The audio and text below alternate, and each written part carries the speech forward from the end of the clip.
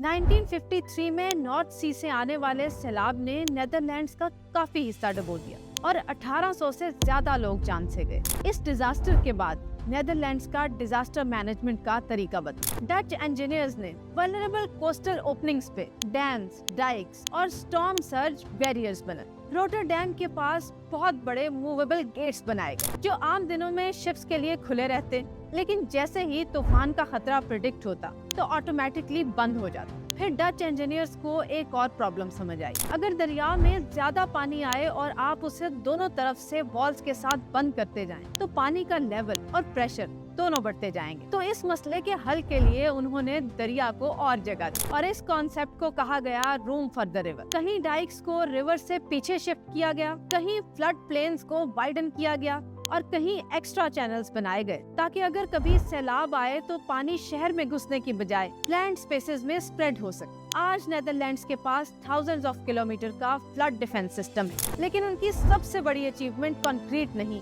Planning है। Netherlands के engineers ने तो अपने मुल्क को बचा लिया, लेकिन पाकिस्तान को हर साल सैलाब से बचने के लिए क्या करना चाहिए, आप मुझे कमेंट्स में बताइए।